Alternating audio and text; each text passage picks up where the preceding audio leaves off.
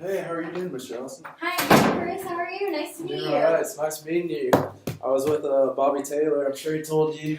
Oh yeah, he did tell me all about you. Yep. I'm glad we got that win. They really got us last year, so it's nice to get them back. You know. Excited for the Auburn game this Saturday. Absolutely. They kind of hurt our pride, so hopefully we can keep trucking, make it to the playoff. It would be really nice. Oh yes. But yeah, thanks for being with me today. Here's my business card, by the way. It has my number, phone number, email address. So if you ever need to contact me after this meeting, feel free. I'm always available. Okay, thank you. And we have about 20 minutes. Is that correct? Yes, I have a meeting after this one. Okay. Well, we will keep it in that window of time. Get you out of here. Perfect. And then lastly, do you mind if I take notes during this meeting? No, go ahead. Okay. Awesome. So just to start off with, going over the agenda, I just want to learn a little more about DOG, how y'all are operating. The next, we can kind of go into y'all's numbers a little bit, do a little analysis, and finish off talking about Salesforce, what we can provide, and maybe see if we will be a good fit for y'all. Does that sound good? That sounds perfect. Awesome. So, Bobby was telling me that in 2015, y'all's revenue was about $50 million. Is that right? Yes, $50 million. Okay. And that he said that y'all were growing pretty steadily as well. We're increasing that for sure. Increasing a couple of employees and clients and everything. Great. And speaking of employees, y'all have about 350. Is that right? Correct. Okay. Is that between your headquarters and then you have 3 sub branches? Yeah, we have one in Augusta, in Nashville, Jacksonville, and then Duluth is our headquarters. Okay, awesome. And then y'all's structure, just to be clear, is you have a sales team as well as a maintenance team? Yes. Okay. We have a sales team, so president, vice president, and then we have, some managers, some salespeople, maintenance managers, and then the crew, yes. Awesome. Correct. And then lastly, before we jump into things, y'all are just under 300 clients, right? Yes. Around 290, is that right? Yeah, we're around 290 right now. Awesome. So whenever I was talking to Bobby a little bit at the tailgate, he said that y'all kind of want to just overhaul y'all's entire current CRM system. Do you mind talking a little bit about that? Well, honestly, we are just kind of in a system that's a little bit outdated. It's just 7 years old, but we're continuing to grow and we're continuing to have more revenue through the years, more employees, and we just need something more simple. We just need something more streamlined. We have so much information that it needs to be as concise as possible. Okay. So whenever you are going to work with a client, what does a normal process look like for a meeting? So usually the clients contact us. We build up a reputation, and the people contact our salespeople. And those salespeople, their job is to continue those relationships and to, call them after the maintenance is done, make sure that it was done well, and make sure that they're happy with the outcome of what we've done, so that we keep that good reputation that we've been building throughout the years. So yeah, the current process is that they contact us, and then our maintenance managers go and look at the building, and they give them an estimate about how much it will cost and what they need to repair, if there's anything to repair that they might have missed. Okay. And finally, our maintenance team, the crew, goes down there to clean and to do the maintenance and to do the repairs. Okay. That's the current process. So as far as data storage goes, how are you entering, your maintenance data into the system? Are you just keeping track of order entry reports and in the program that you're using now, or what does that look like? Okay, so this is the dated version. This is our, the stuff that's a little dated. We actually use binders. The crew uses binders. They enter everything that was done. They do it all by hand. They enter, pen and paper, and they put all the data of the building, all the maintenance that they did, the hours that it took, the number of employees that were there doing the job, the time that they were in and out. Those binders then are given to the maintenance managers, and the maintenance managers then enter that data into the system, and that's our maintenance system. Okay. We have a separate system with our salespeople and with our client accounts. So one system just organizes the maintenance people, and the other system organizes the accounts, the clients, customer satisfaction, and everything like that. Okay. So yeah, that seems a little all over the place as far as tracking it. So just to be clear, you're entering in client reports in one, so like things that are being fixed and all that, and then as far as the monetary, how y'all are being compensated, that is in a separate program, is that right? Separate program with the sales and with the client information. All those accounts are underneath that. Okay. Yeah, it's a bit of a hassle. That's why we really need to streamline the system. It sounds like it. So, I mean, with that, is that causing confusion as far as the data being entered, or between, branches, or even within your own branch? Yeah, so, we have two systems in every branch. So, it's the same sort of system. A maintenance, and a sales. And a sales. Okay. In 4 different branches. So in total, it's 8 separate systems that, I'm keeping track of, going back and forth, with each of them having to click different places, going different places, that, sometimes that can be inaccurate because, the data entered somewhere may not be the correct data. Or, since it is binder, it is pen and paper, there's a lot of chance for inaccuracy. Yeah. There's a lot of chance for, you lose something, or you may forget, the team may forget to jot something down. So then that information never gets to the maintenance manager. So that information never gets to me. Yeah. So that's definitely been a problem. So would you say that you're losing time because of, people maybe losing papers or things like that? Or just like trying to communicate with each other over this data? Trying to communicate, honestly, that's the biggest problem that we have. Since there are separate branch managers, there are separate branch managers for maintenance, for sales. I'm the president, and then Bobby is the VP. So, in the end of the day, we're the ones who have to look at this information, and we're the ones who lose the time and the hours, and if there's a missing number, or if something doesn't quite add up, I have to call. It falls on your shoulders. Yes, and I have to call so and so, and then they have to call so and so, and then it's just a domino effect through the company. Yeah, it definitely seems like it can snowball a lot. So with that, how much time personally do you think that you're losing because of this? Personally, I say I know I spend about an hour a day just trying to communicate and just trying to see the accurate data, or I think over an hour, to be honest. So I would say per week, I would analyze it to be about 8 hours that I'm losing because, just going back and forth with all the talking. That may even be lowballing the number.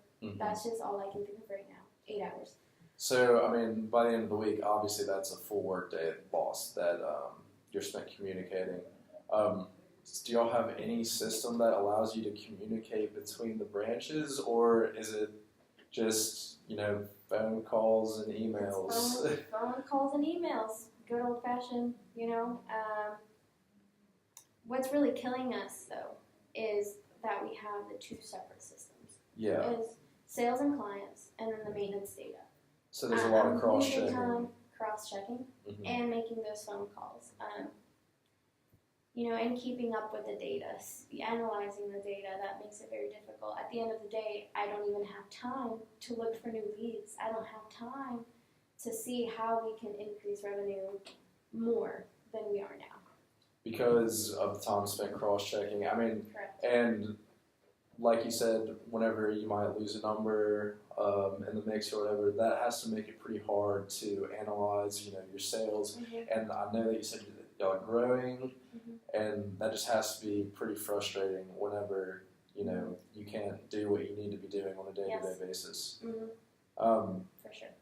So from what I'm hearing, y'all need a centralized program Yes. that is going to keep track of your sales data as well as this maintenance data that is being tracked in the system. And, you know, save some time. I know that, you know, you and Bobby, y'all are upper management, and it's a shame that y'all are losing time and having to go back and dealing with the branch managers just because, you know, a number, a figure here or there might get lost in the mix, or because there's no centralized program. So hopefully, you know, moving on to talking about Salesforce, we will be able to help with that. Would you mind if I moved to that side of the table and we could do a quick little demo? Go ahead. All right.